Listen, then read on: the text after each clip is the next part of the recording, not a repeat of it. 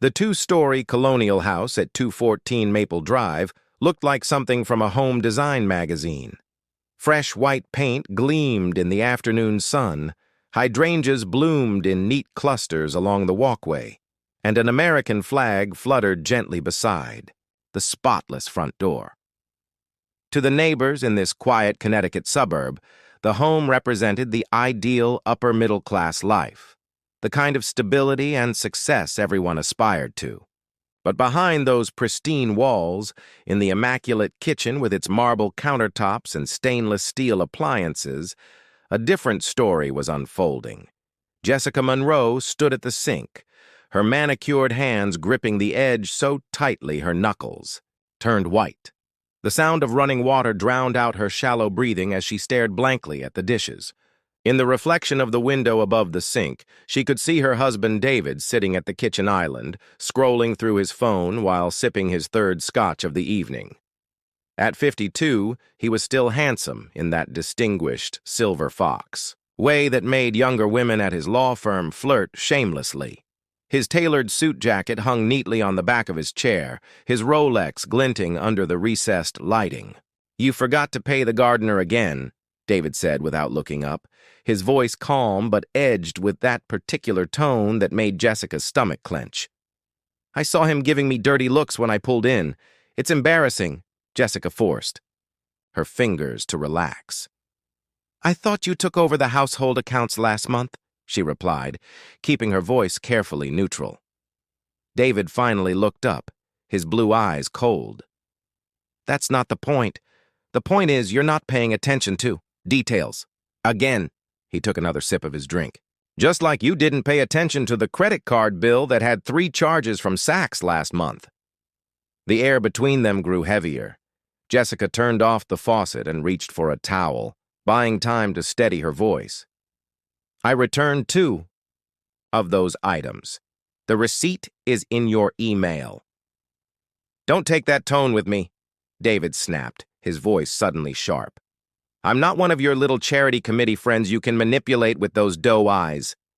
Jessica's breath hitched. 3 years ago, when she was 28 and fresh off her divorce from her college sweetheart, David's commanding presence had seemed exciting.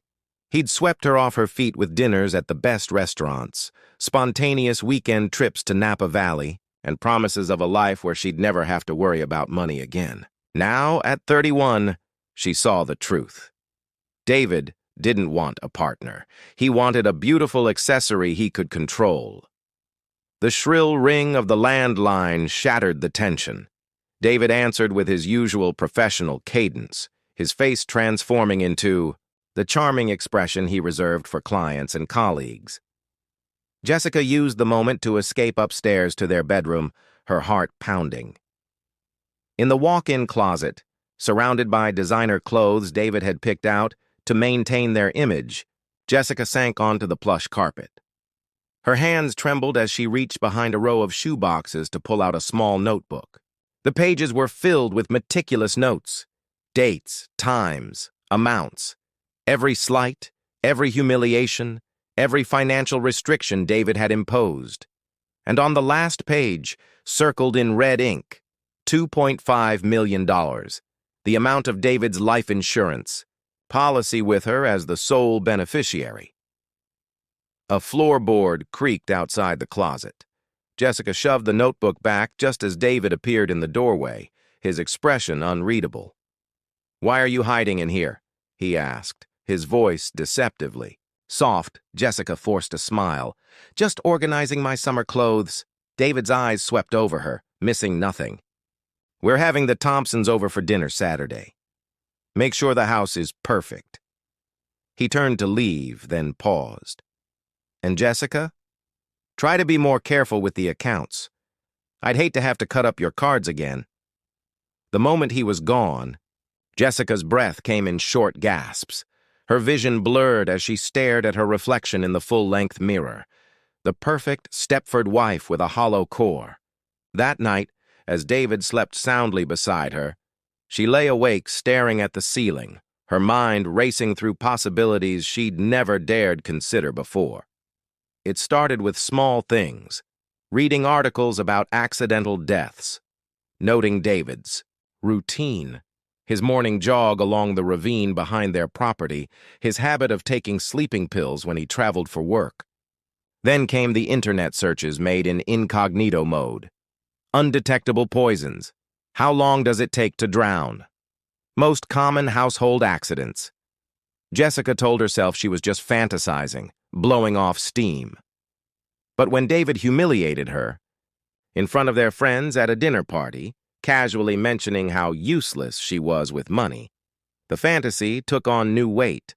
That same night, while David slept off his wine, Jessica found herself standing over him with a pillow in her hands, her entire body shaking with adrenaline. She didn't do it. Not then, but the seed had been planted. The breaking point came 3 weeks later. Jessica had been secretly interviewing for jobs, desperate to regain some independence. When David found the rejection letter from a local design firm, his reaction was volcanic. "You think anyone would hire you?" He'd sneered, tearing the letter in half. "You have no real skills, no work history. You're lucky I married you." His next words landed like a physical blow. "I'm cutting your allowance in half. Maybe then you'll learn some gratitude." That night, Jessica made her decision. The boating trip was her idea. "We need to reconnect," she told David, running a hand down his arm in the way he always liked. "Just us, out on the water." She'd been unusually affectionate all week, playing the part of the repentant wife. David, ever the narcissist, ate it up. The day dawned clear and bright, perfect weather for a tragedy. Jessica packed a picnic basket with David's favorite foods, even chilled the expensive champagne he preferred. As they motored out into the middle of Lake Carmody, she laughed at his jokes, touched his arm frequently, played the doting wife to perfection. When David stood to adjust the sails, his back to her, Jessica felt time slow down. This was the moment. Her heart hammered so loudly she was sure he could hear it. One push. That's all it would take. But as she stepped forward, the boat rocked unexpectedly. Jessica lost her balance, her arms pinwheeling. David turned at the noise just in time to see his wife go overboard. The shock on his face would haunt Jessica forever as she plunged into the icy water. What happened next unfolded in nightmarish, slow motion. David, never a strong swimmer, dove in after her. Jessica thrashed toward the surface, breaking through with a gasp just in time to see David struggling against the current.